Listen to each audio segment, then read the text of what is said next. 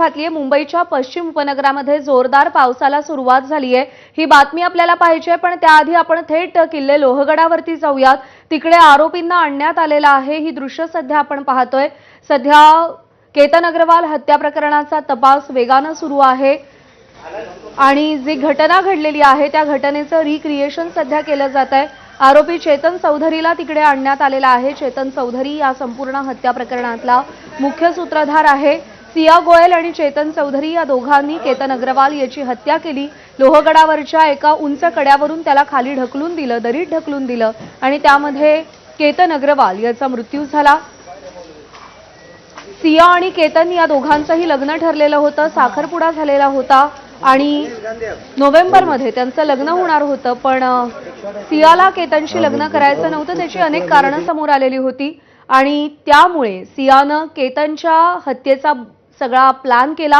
त्यामध्ये चेतनची मदत घेतली। हत्या करण्याच्या आधी सिया आणि चेतन सातत्याने संपर्कात होते। एका कॅफेमध्ये त्यांची भेट झाली होती आणि या दोघांनीही हे षडयंत्र रचलं। ज्या दिवशी सिया केतनला घेऊन लोहगडावर गेली त्या दिवशी चेतन देखील त्यांच्या पाठोपाठ लोहगडावर आला। आपल्या गाडीची ओळख पटू नये म्हणून त्यांनी दुचाकीचा वापर केला होता।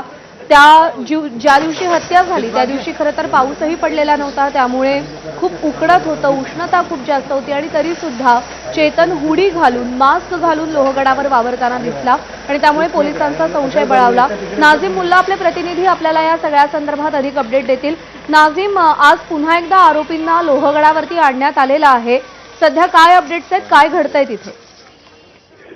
चेतन चौधरी ज्या केतन अग्रवालच्या हत्या प्रकरणातला 2 नंबरचा आरोपी, 1 नंबरचा आरोपी म्हणजे सिया गोयल। सिया गोयलचं आपण बघितलं होतं की रविवारी रिक्रिएशन झालेलं होतं। आज चेतन चौधरीला घेऊन लोहगडावरती लोणावळा पोलीस त्या ठिकाणी पोहोचलेले आहेत। त्या दिवशी म्हणजे हत्ये दिवशी 18 जूनला त्या 75 मिनिटात नेमकं काय काय घडलं हे या ठिकाणी या रिक्रिएशन मधून जाणून घेतलं जाणार आहे। सियानं त्या दिवशी जे 75 मिनिटात काय काय घडलं तेच आता चेतन सांगतोय का? ज्या ठिकाणी हत्या झाली तेच ठिकाण या ठिकाणी चेतन दाखवतोय का? हे सगळं जाणून घेण्याचा प्रयत्न आज लोणावळा ग्रामीण पोलिसांकडून केला जाणार आहे आणि त्याची प्रक्रिया म्हणजे त्या रिक्रिएशनची प्रक्रिया या ठिकाणी सुरू झालेली आहे। दुसरं म्हणजे गेट अनालिसिस सुद्धा चेतनचं केलं जाणार आहे।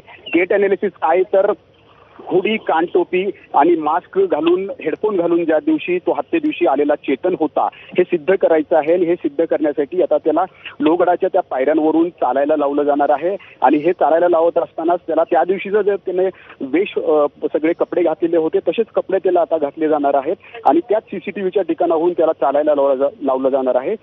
18 जूनचं सीसीटीव्ही, आजचं सीसीटीव्ही आणि आजचं शूटिंग हे मॅच केलं जाणार आहे आणि हे मॅच झालं तरच त्या ठिकाणी सिद्ध होणार आहे की त्या दिवशीचा जो अनोळखी व्यक्ती होता ज्यानं हुडी, कानटोपी, मास्क आणि हेडफोन घातलेला होता तो चेतन आहे। तर या सगळ्या प्रक्रियेसाठी हे सगळं महत्त्वाचं असणार आहे, कारण कोर्टामध्ये या ठिकाणी चेतन या ठिकाणी होता हे दाखवण्यासाठी हे सगळं गेट अनालिसिस जे आहे ते महत्त्वाचं ठरणार आहे। सबळ पुरावा जो आहे तो या ठिकाणी या निमित्तानं मिळणार आहे। त्यामुळे लोणावळा ग्रामीण पोलीस जे आहेत त्या ठिकाणी चेतनला आज या ठिकाणी घेऊन पोहोचलेले आहेत। रविवारी सियाचं सुद्धा रिक्रिएशन झालेलं होतं आणि या दोघांच्या रिक्रिएशन मधून आणि गेट अनालिसिस मधून पोलिसांच्या हाती सबळ पुरावा लागण्याची शक्यता आहे।